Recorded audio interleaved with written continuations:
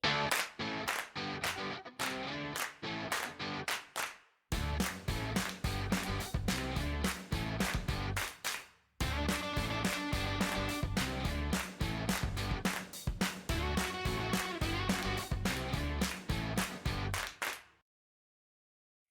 kawan, kembali lagi bersama Kuvi dalam Celoteh V.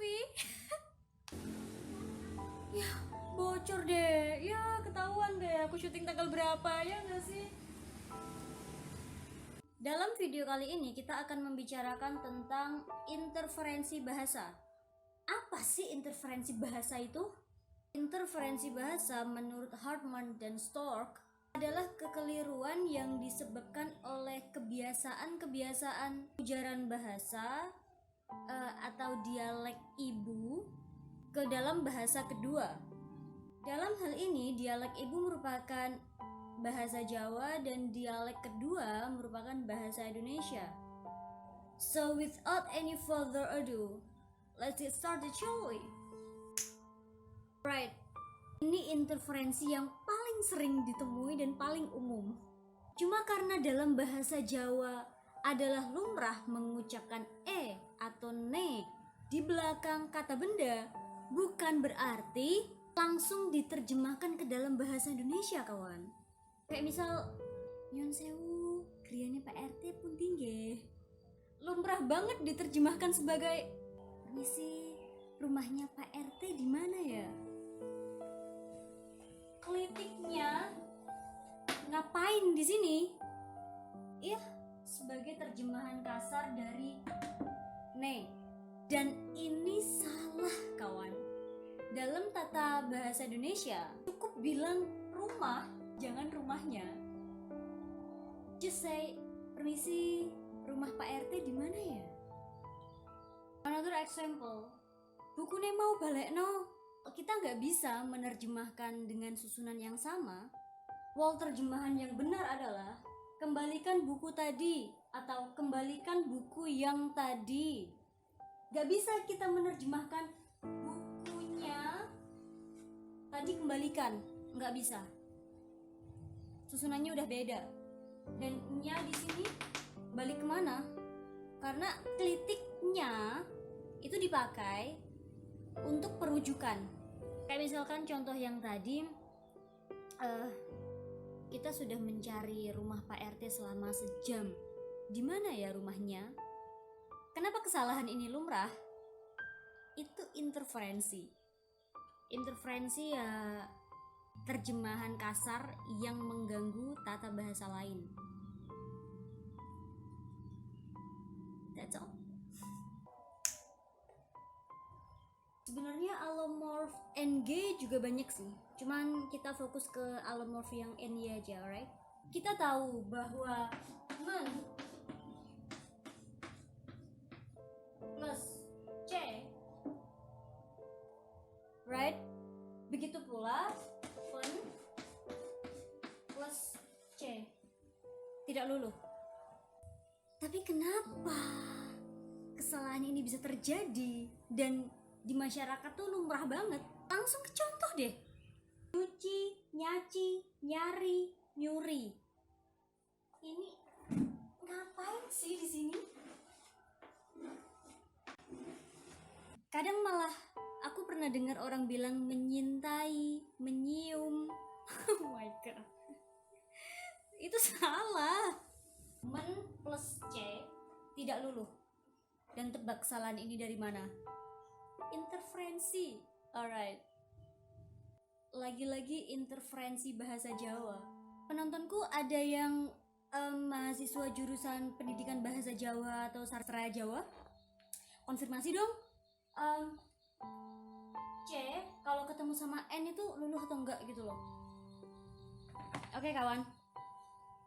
Jadi kata-kata yang benar adalah mencuci, mencaci, mencuri, mencintai, mencium, mencakar. Enggak luluh. Well, that's it. Itu yang kedua. So jadi, huruf-huruf yang luluh ketika bertemu men dan pen cuma K, T, S, P. nggak ada C. So we gotta move on to the third one, right? Well, I'm sorry, aku nggak tahu nama bab untuk pembahasan paling dan ter dalam bahasa Indonesia. Well, intinya kalau dalam tata bahasa Inggris itu disebut superlative degree. Nah, instead of memakai kata paling atau ter, orang-orang justru malah memakai kata sendiri untuk menunjukkan superlative degree. Contoh dong, Vi.